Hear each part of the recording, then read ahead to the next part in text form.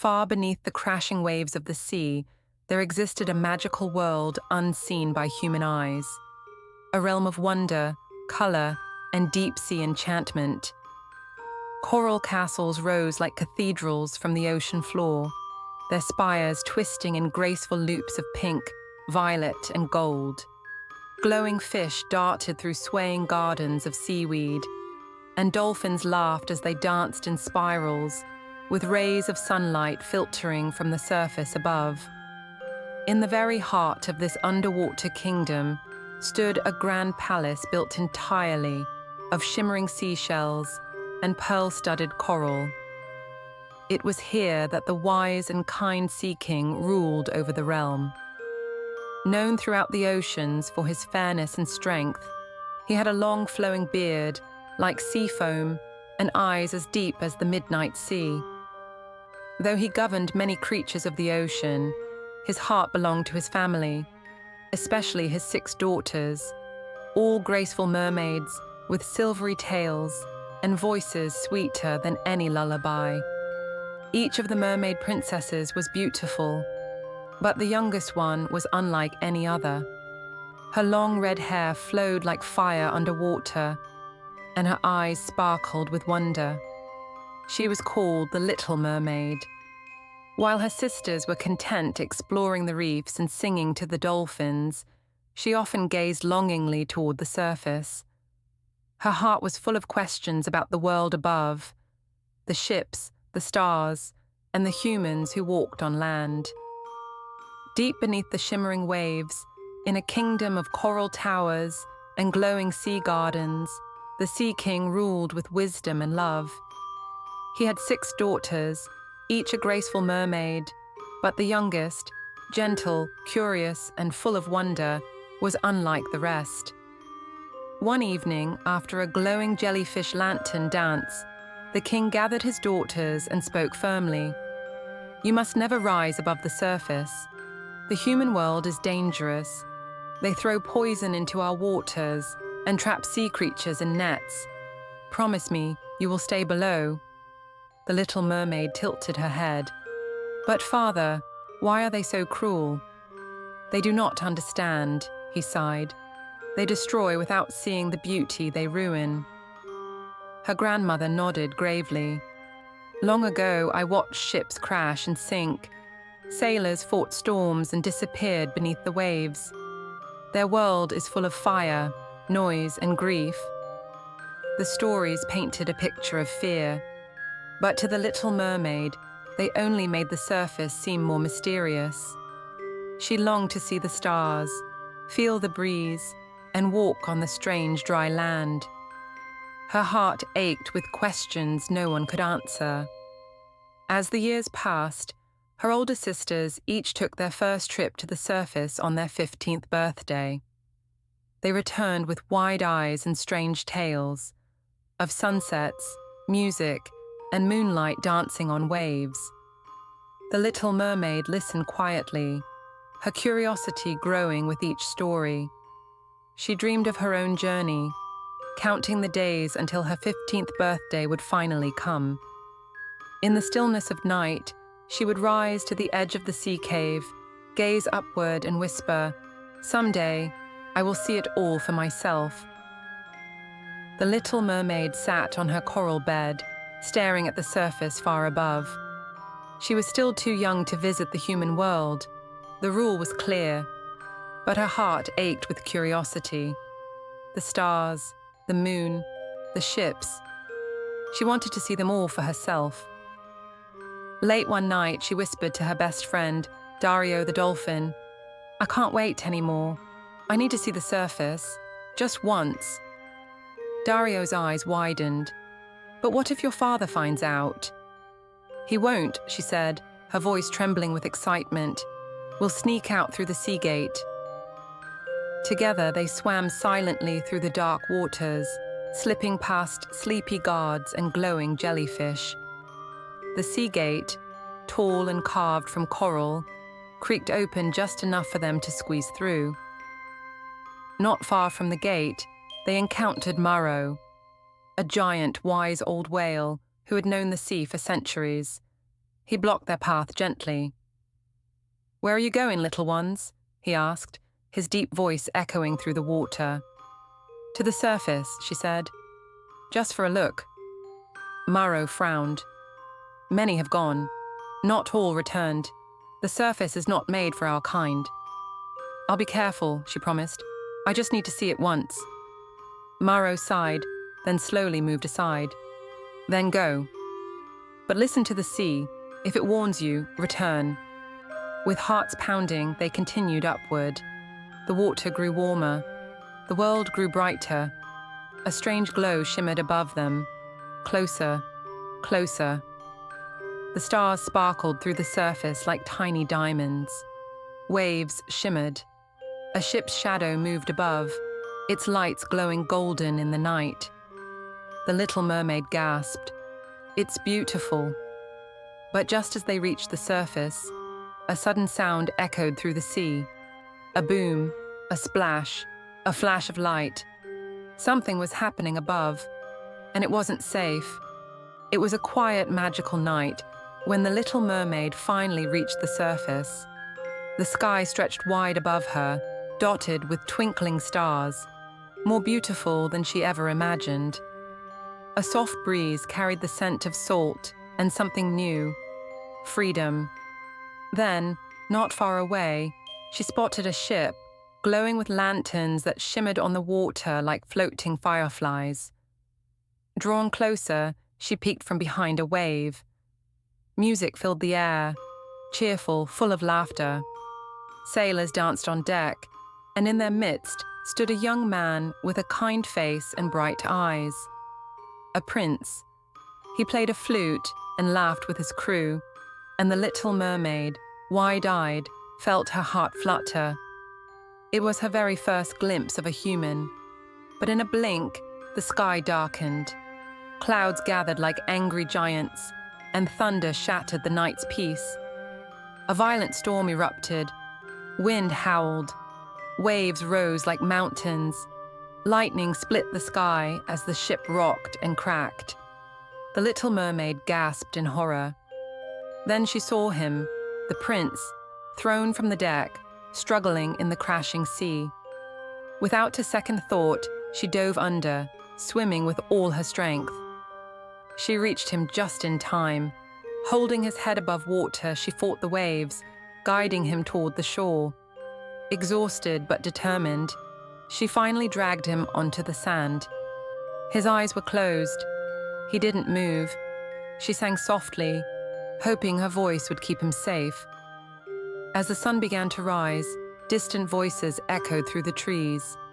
The Little Mermaid quickly hid behind a large rock. A girl from the nearby village spotted the prince and rushed to his side. "He's alive! Help!" she shouted, waving frantically. Others came running. The prince stirred, slowly opening his eyes. But he didn't see the mermaid. From behind the rock, the Little Mermaid watched silently, tears mixing with the sea spray on her cheeks. She had saved him, yet he would never know. Heart aching, she slipped back into the ocean's depths, the memory of the prince etched forever in her heart. Back in the deep-sea kingdom, the Little Mermaid was no longer the cheerful, curious girl she once was. She swam slower, spoke less, and stared up at the shimmering surface with longing in her eyes. Her sisters noticed. So did her grandmother. One evening, as the glowing jellyfish lit up the royal halls, the Little Mermaid sat beside her grandmother and asked softly, "Do humans ever love like we do?" Her grandmother sighed. "Humans are strange, child. Their hearts are fickle, and they do not belong to the sea. Love them from afar. That's the safest way." But the Little Mermaid couldn't forget the prince. His laugh, his music, the way he smiled even in the middle of a storm. She dreamed of walking beside him, dancing, laughing, and living in his world. One night, her desire became too strong to ignore.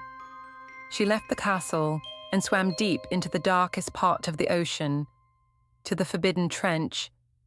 There, Hidden in a cave, wrapped with black seaweed and glowing eels, lived the sea witch. "You seek legs," hissed the sea witch, her voice echoing against the jagged rocks. "Very well. I'll give you a potion. Drink it, and you'll have human legs. But your beautiful voice will be mine." The mermaid gasped. "I won't be able to speak." The witch grinned. "Not a word. If the prince loves you truly and kisses you with a heart full of love, you'll stay human. If he doesn't, you'll dissolve into sea foam, lost forever." Fear chilled her heart, but her longing burned hotter. "I accept," she whispered. The sea witch handed her the potion. It shimmered like a pearl, glowing faintly in the darkness. The little mermaid closed her eyes, drank it, and screamed silently as pain rushed through her body. Her tail split and changed, scales vanished. Her world turned upside down. She collapsed at the edge of the shore, waves gently lapping at her new feet, voiceless, but closer than ever to the one she loved. The little mermaid awoke on the soft sunlit shore. Her tail was gone. In its place were 2 trembling legs. But when she tried to call out, no sound came. The sea witch had taken her voice. A young man approached, the prince. He looked at her kindly, confused but gentle. He helped her stand. She wobbled but smiled, grateful. He thought she was a shipwrecked girl and brought her to his castle. Days passed in the human world. The mermaid and the prince walked in the gardens, watched sunsets, and danced at grand feasts. She laughed silently, clapping her hands, nodding at stories she couldn't respond to. He grew fond of her. She was sweet and graceful. But she couldn't speak her heart. She couldn't tell him it was she who had saved him from the storm.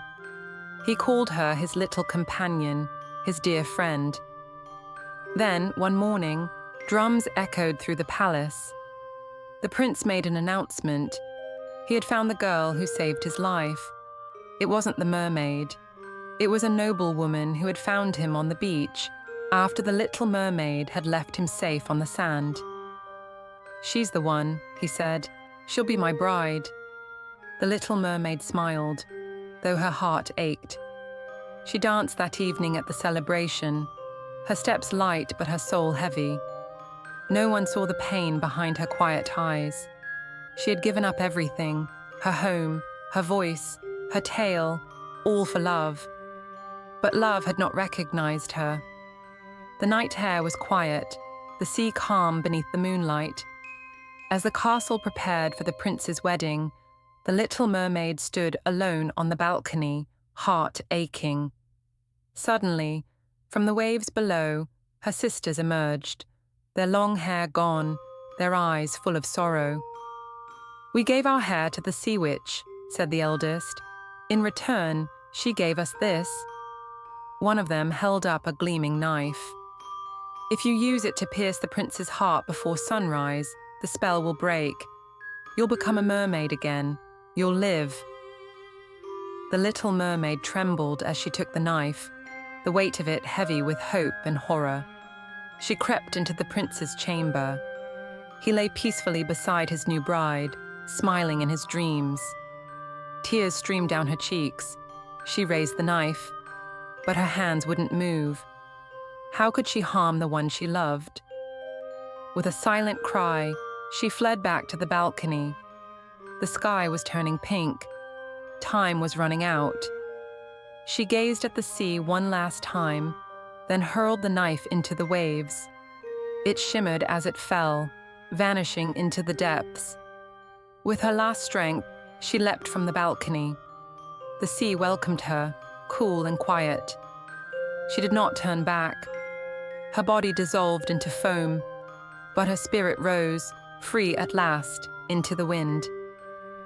As the first rays of dawn touch the sea, the little mermaid leaps from the balcony, her heart heavy but full of love.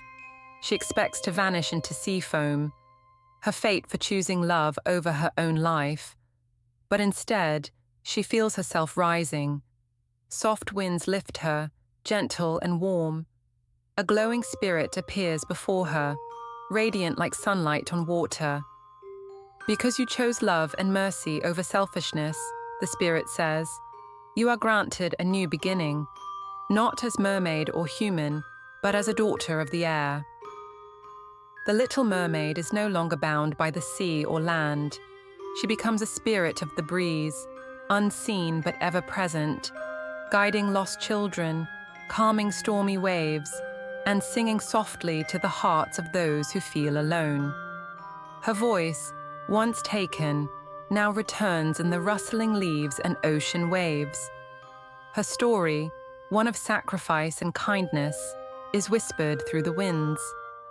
Children on beaches sometimes pause, feeling a gentle wind and hearing a song they don't quite understand. That's her, the Little Mermaid, still watching, still loving, and forever part of both the sea and the sky.